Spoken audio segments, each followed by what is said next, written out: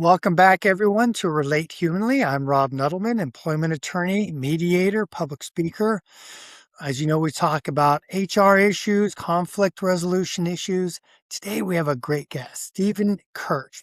He's turned his passion for learning, teaching, and technology into a business that helps SMBs and nonprofits and companies of all sizes, quite frankly, transform using the power of AI. And I know we've talked about AI before, but Dr. Kirch is much more knowledgeable, certainly, than I am.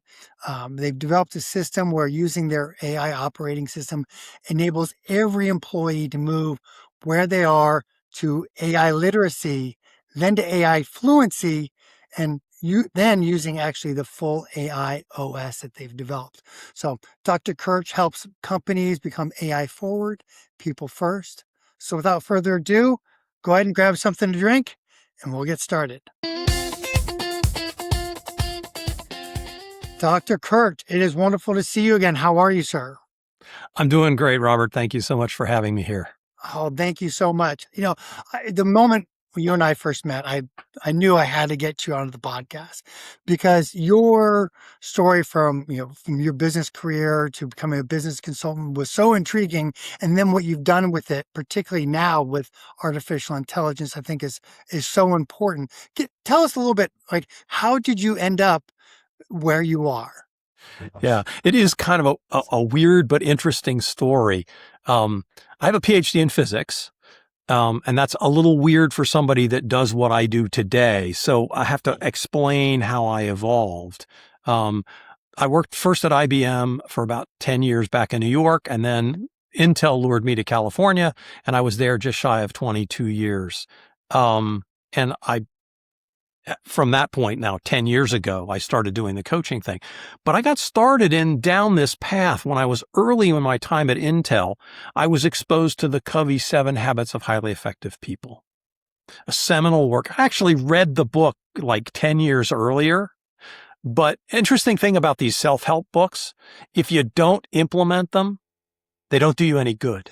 Right? We can read they all collect we want, dust on the shelf, but if we don't follow what they're telling us, then what good is it going to do? But I was offered the opportunity to take. They were infusing this 7 habits in the entire organization. 1,500 people were going to take this, right? Quite an investment. And they were looking for instructors. I found the material just transformational for me. And they were looking for instructors. So I put my hand up because I know the best way to learn something is to teach it. Yep. So I've actually been a certified facilitator of the Covey 7 Habits for almost 30 years now. So it wasn't just about reading the book. You took the classes and then you taught other people these tools. And I discovered that I really enjoyed teaching people how to do things better. I enjoy learning, yes, but I also enjoy teaching people how to. Want to take a little bit of a detour because that's where I started my practice in 2016. But earlier in my career at Intel in 2008, the word came down from on high that we were shutting down the factory and in Santa Clara. Mm-hmm. I was chief of staff to the folks running the factory at the time. And what really solidified it for me as to how important it is to worry about the people in your organization was when we made the announcement that the factory was going to be closing 18 months hence, not next week, but in 18 months. And we had deliverables. We had things we had to do in those 18 months. We committed to the entire organization that we would help every employee find a successful new beginning. That's quite a commitment. We didn't define what that looked like. But, and there were very few people who were actually able to land jobs at Intel. Mm-hmm. Because they were many of them were factory workers, and Santa Clara is the only factory, right? That they had factories in New Mexico and Phoenix, and some people went there or to Oregon, but most of the people didn't really want to leave. Some of them had never written resumes before. They'd come out of high school and they'd worked for Intel their entire career, 20 years. Right? So we had resume writing classes, we had strengths finder classes, we had all kinds of things. We even got government money to help retrain some of the folks. And of the 800 people that were displaced, I think there were 2 or 3 who would have said they didn't get a successful new beginning. Wow. So the company really went out and above and beyond the Call of Duty to And help. what was And it had a interesting, social responsibility to help them yeah, move on or move on to the next steps. what was really interesting about what happened to the organization, a normal turnover in an organization like that is of order 15 to 20% a year. Mm-hmm. That's sort of typical, right? The turnover dropped those 18 months. It was actually 15 months because we finished 3 months earlier. It dropped to less than 5%. Wow. So you had less turnover in a period Less turnover, even though everybody knew their job was going away. Okay. Wow. And it was at that point that I realized how important it is to talk to your people, to value your people in an organization. And many of the jobs that I had as manager, moving on from there, I was able to find another job in Intel. But many of the jobs I was brought in as a manager to try to hold an organization together. Mm-hmm. And that's not easy to do when people see the writing on the wall. So the fact that you had lower turnover, despite the fact that everybody knew the end was coming, that speaks volumes about that importance of being human with people and understanding about where they are and what their needs are and helping them achieve them. And that's part of the genesis of the AI forward people first. Yeah, and explain what AI forward people first means. Yeah. So many companies are saying we're going to be AI first. Right? We're going to, if you want to hire somebody, you got to tell us why you can't do it with AI. Right? Mm-hmm. And we're really going to be emphasizing AI. We want to be AI first. We don't like that at Profit Minds. We think AI forward talks about how important it is to lead with AI. But if AI is first, people can't be. Mm-hmm. And what we've discovered is that when you empower people with AI, they become more efficient and effective, yes, but if you do it in the right way, they also become more engaged. So again, it winds up being a better way to retain people, to actually teach them and enable them to do the next level of stuff. It's in their job, and they got all this stuff on their list that say, gosh, if I only had time, right? Yeah. Everybody has a list like that. And if you don't, talk to your boss. She'll have one. What has always impressed me with you is your passion for the work. It's infectious, right? When I have a conversation with you about AI and possibilities, my brain starts firing off on different ways that I could use it in my practice, my personal life, all sorts of different ways. And I know I've only barely scratched the surface on what AI is, what it does, and what it can do. And I think that's Profit Minds really developed that system, or has a system that helps people understand it. Talk a little bit more about that. Yeah. So the AI operating system that we help companies install, it involves creating for every employee a specialized chief of staff file, which walks alongside them and helps them implement AI in the way that it's needed for their job. Each individual has their own distinct chief of staff file. It's not something that just the CEO has, not just something that the leader has, but every employee, it knows who they are, where they fit in the organization, what their key metrics are, how are they going to be judged, and almost more importantly, it includes the AI policy, which I'm assuming everybody that uses AI has an AI policy. It's probably not true. One would hope. Yeah, you really should. And if you don't, we can talk. Yeah. But it includes those guardrails. What's inbounds, what's out of bounds for the AI. What can you use it for? What can you not use it for? What kind of data can you use? What data you shouldn't use? All those kinds of things. What are the tasks that is okay to use AI for? What kind of account can you have? All those sorts of things. What you're helping with, there's the overall system that a company may employ, right? With their AI system. Well, they've got their policies. They've got, whether it's a different format or different programs that they're using, but you're not just saying, hey, here's an AI platform to use. you're actually working not just with the company, but with the individual employees to figure out how to actually use that, how to take that AI platform. What was the word? The assistant that you're using? The chief of staff? Your chief of staff, that is your, helps with your note taking, your organization. How am I going to use this? And you actually help the companies and the individuals develop those systems so they can use it effectively. Absolutely. Yeah, I had a client who was working for a company, and they had to do software programming, and the company was insisting you need to use AI, but the programmers had to kind of figure it out on their own on how to use it effectively. And many were very successful, but there were some that were not as successful because they weren't using the tools to its fullest capacity. That's quite frankly where I feel I am. I feel like, yeah, I know bits and pieces where I can use it, but it's like just dipping my toe in the water without really, I need to jump on in and get wet oh, over the head so that I can start learning to swim. Yeah. No, and for many people, that's the case, right? I talk to people who say, "Well, I use it every day. I use it all the time," right? Well, what are you doing with it? I'm writing emails with it. I'm creating social media content with it. That's probably 5% of what you can do.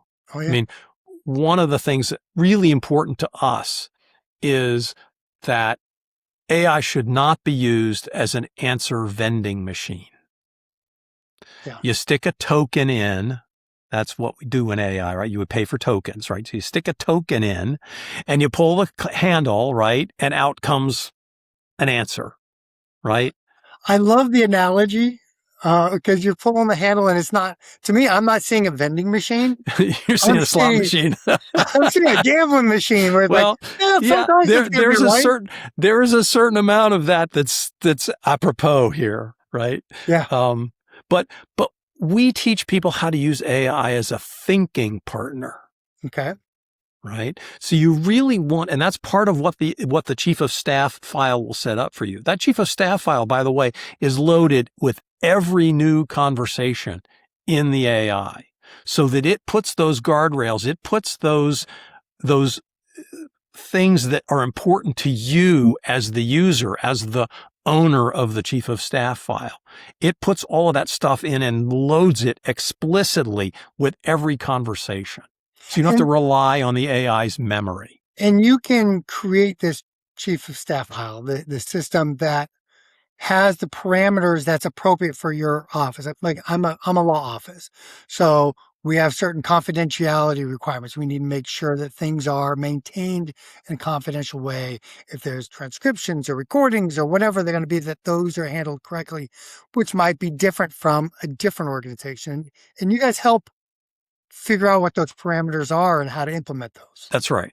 And we in fact have a platform that we recommend to our clients that handles some of that confidentiality piece. So it's built into the platform. Okay. I can tell you if there are listeners here whose companies don't pay for AI, then those companies are running a great deal of risk because all of the data that their employees, and by the way, your employees are using AI, whether you've told them they could or not, they're using it. And when they upload their data, it's part of the training materials for the AI. Now, I know some systems you can toggle that off. That's right. What's your opinion? But only if you have a paid subscription. Yeah. And do you think, for me, it's kind of like a trust thing. Do I really trust that this company that I don't know much about, if I'm paying them and I toggle that off, does that really keep my stuff confidential? I'm always leery about that. Yeah, there is obviously a certain amount of risk. At the time we're talking here, there's a lawsuit between the New York Times and OpenAI, right, about the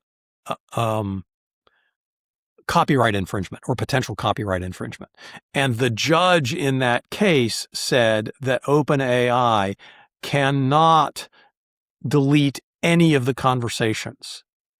So even if you're in your account and you tell it you want it to delete a conversation, it's not actually deleted because the judge said every one of those conversations has to be available for them to go through and determine whether or not there was a copyright infringement. Yeah, that's interesting because we oftentimes in the legal field get a preservation of evidence letter. Well, a client will get a demand for records, and we want my personnel records. Right. And part of that, you have to preserve everything. Using that same logic, if I get that letter, I need to be telling my clients, hey, look, if you, and I typically do tell them, if you have any backups, you make sure you don't delete backups, that we're not overriding things. I didn't even think about people's AI search tools, Right. things It's that they run. actually one of the things that we talk with our legal, our lawyer clients about is if you're going to use AI, and almost everybody is, right? If you're going to use it, you need to preserve carefully the prompts as well as the responses. So you have a string of, this is how we got to this point. Mm-hmm. This is all of the, and it includes, any research that you ask the AI to do, as well as, any of that kind of stuff. So you need to think about what happens to your data.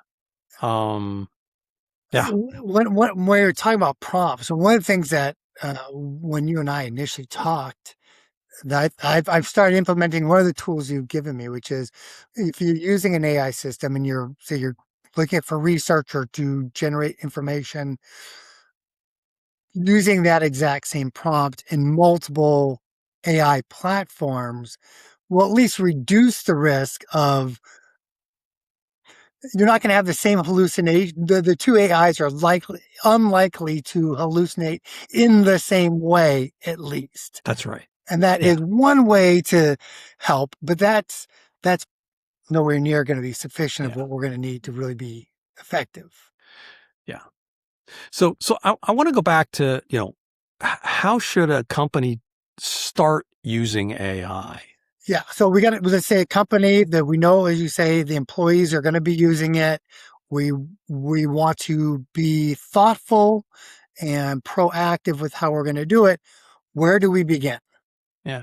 So I say there are 3 conversations that every firm needs to have with their employee base, right? Okay. So whether you're leading out of HR or you're the CEO or some other leader in the organization, there are 3 conversations, and they're all actually, interestingly enough, based on the Covey 7 habits, right?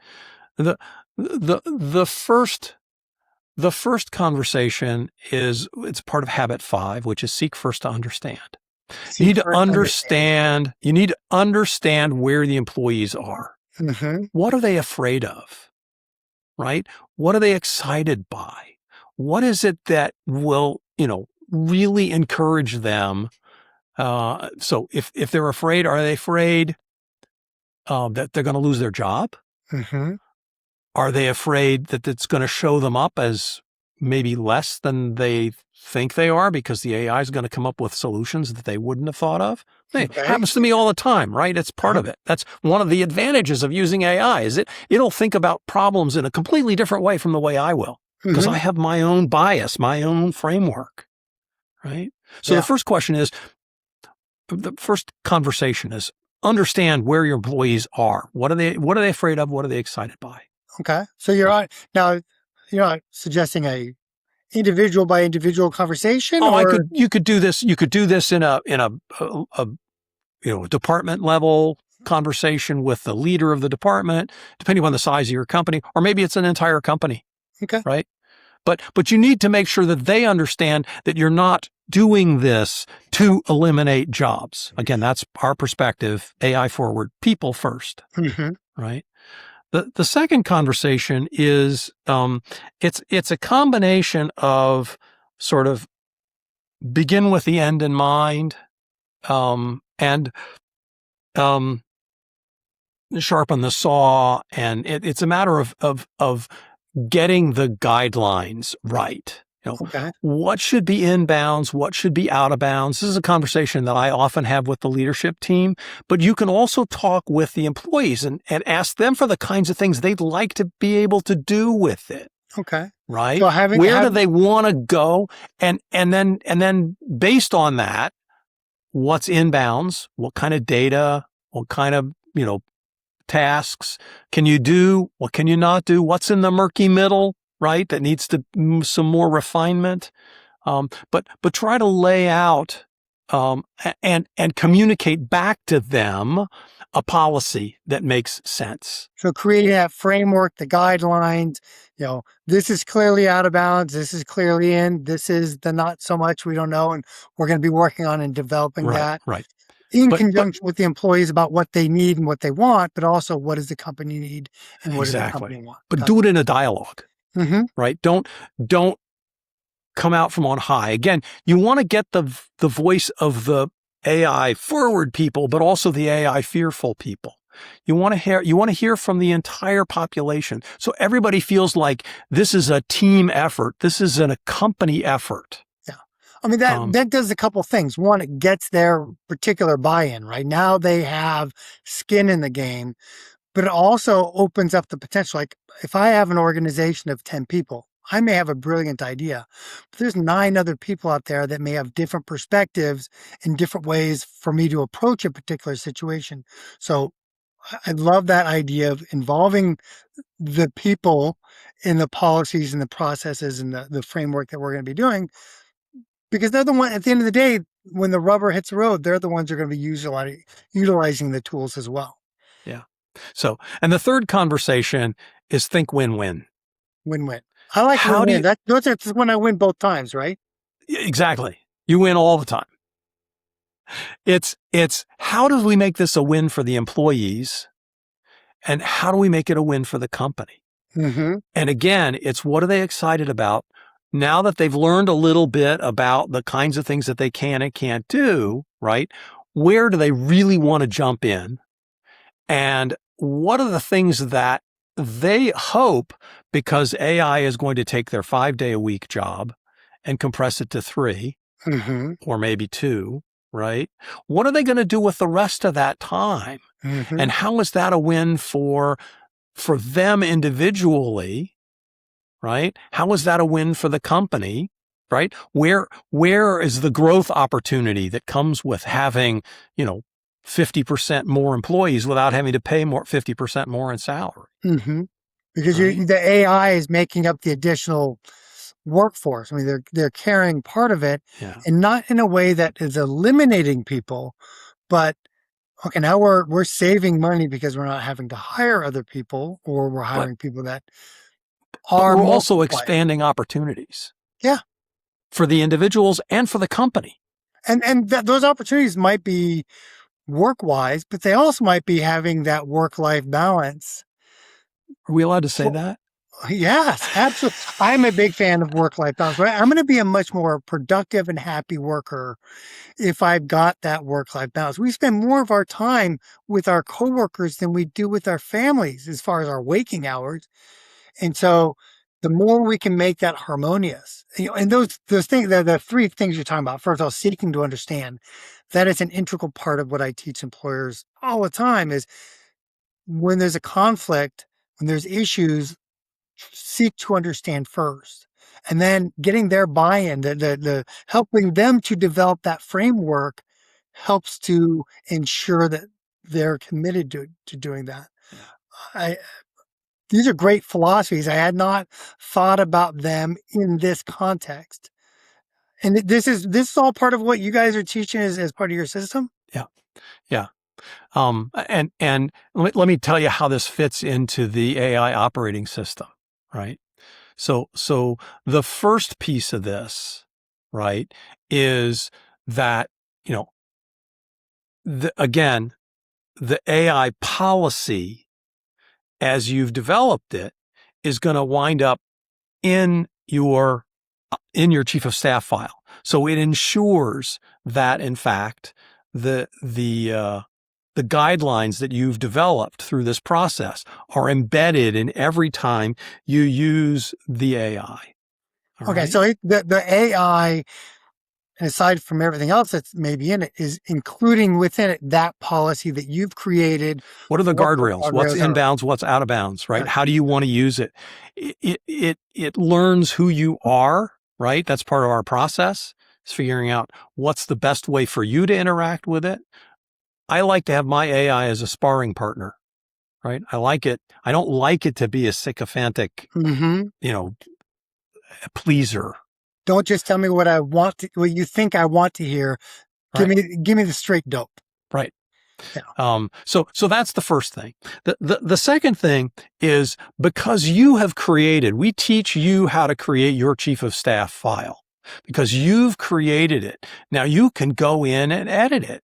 Okay. If there are things that are not working the way you want it to, right, the way you need it to, or as your metrics change, this quarter to next quarter, right? Or as the goals of the company change, you can put all of that stuff. As your role changes within your organization or you change organizations, all of that stuff is editable, right? Okay. So So I'm you not get just, a new version of your chief of staff file when it's appropriate. You can create it. I'm not just stuck with, okay, this is what we initially created. It is a living, breathing, well, Absolutely. artificially living and breathing. Yeah. I'm just It flowing is. with my needs, how I change, what I'm going to need, and what the company's going to need. Okay. And as the AI improves, as the AI changes, right, you can also, because you're going to be using it every day, you can also say, hey, this doesn't work anymore because, the model has changed or what we're doing changes, right? So it's available and you can edit it, right? Wonderful. The third thing is that for a company, the thing that AI does for you, which I think is so magical, is because you've taken this 5-day a week job and reduced it down to, let's say 3 days a week, right? You have these other 2 days to do all of the, if I only had time stuff, right? Mm-hmm. But it changes the equation because maybe 2 or 3 years ago, you thought as an organization, as a company, as a department, whatever, that you couldn't pursue a particular direction because it was going to cost too much to implement. It was going to cost, let's say, it's going to cost $10 million to implement this, right? To create this new program. It was only going to net you $8 million, right? Cost benefit doesn't make sense to do it. Doesn't make sense, right? So you dropped it. But you can go back and relook at those ideas and say, okay, now I have AI. Maybe that $10 million spend is $1 million now because the people are 10 times more productive. Okay. Right? And now that $8 million opportunity looks pretty positive if you're only spending $1 million to get it to happen. Right? So it changes the calculus. And so AI is more than just let's do the same thing faster. You're actually widening the pie. You're opening up other opportunities and possibilities for growth, for change. Maybe, hey, like I wanted, like I do employment law. I have no desire to go into family law, but maybe I have an associate that wants to explore that. Now we have the ability, the bandwidth to be able to explore other opportunities that otherwise just financially didn't make sense. Right. Nice. So tell me, Profit Minds. I know you guys you mentioned like 3 different programs that you have that people tell me a little bit, what are those products or what are those programs? What do they entail? Yeah. So our basic program it's an AI black belt. It's a 10-week program, that, will take someone from wherever they are right today, from that to AI literacy to AI fluency. It's a, white, black, or, white, yellow, orange, green, blue, all the way to black, right? The magic of the program is that every week your homework is to take what you've learned in your belt and apply it to something that's already on your to-do list. So it's not just learning, you're also actually practically, you're using it in your day-to-day life. In your job, right? There's no make work here.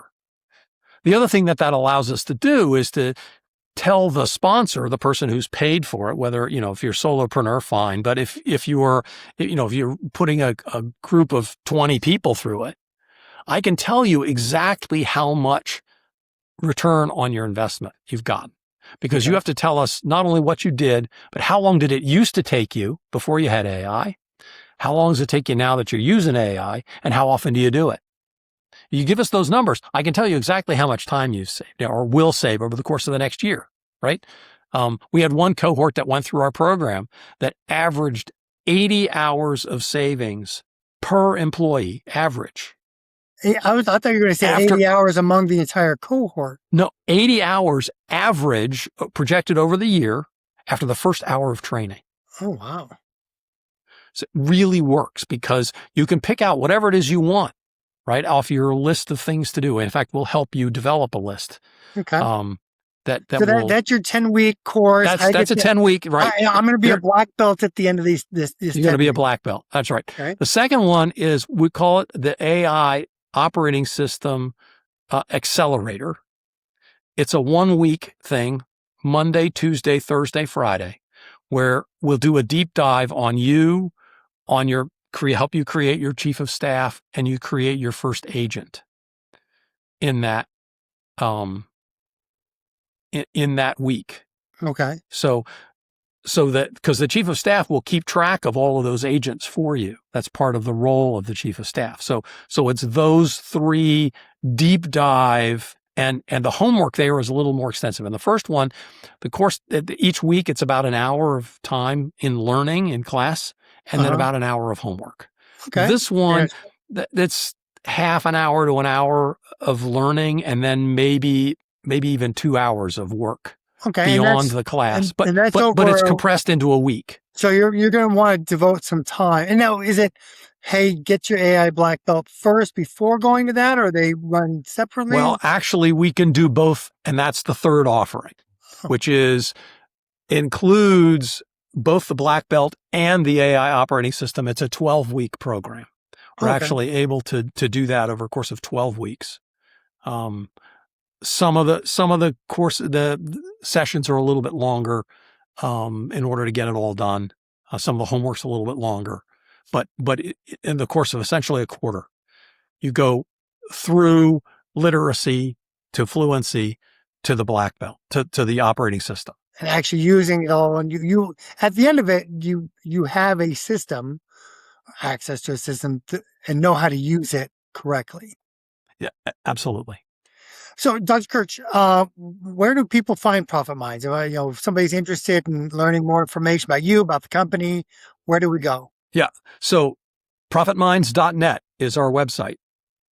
And I actually have a gift that I'd be happy to gift to the listeners.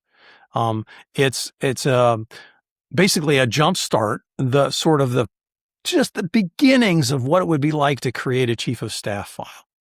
Okay. So and how do people take advantage of that? So there's a website you go to. It's AIOSjumpstart.com. AIOSjumpstart.com. AIOSjumpstart.com. Okay. And I'll make sure it's in the show notes. Wonderful. I'm definitely going to be signing up for your program, because I so many different ways that I don't want to be disadvantaged. I am of an age now, I'm not retiring yet, but there's a lot behind me. In order to be successful in the future, I think, certainly in my field as attorneys, we need to have this as one of the tools in our tool belt. If we don't, then I'm going to be trying to put my nut and bolt together with a hammer, and that's not the right tool. That's not the right tool.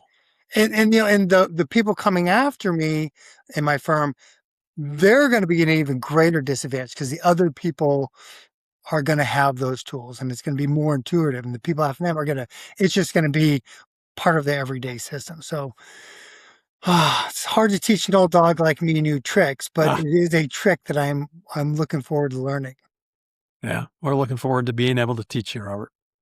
So profitminds.net, AIOS Jumpstart.com. Those are both ways to reach out. Please look at Dr. Kirch. Dr. Stephen Kirch is a very well-known person within the industry, and somebody that I look forward to seeing all the growth that you're going to be making. So with that, have a wonderful day. And again, Dr. Kirch, have a wonderful, wonderful rest of the afternoon. Thank you, Robert. Pleasure being here.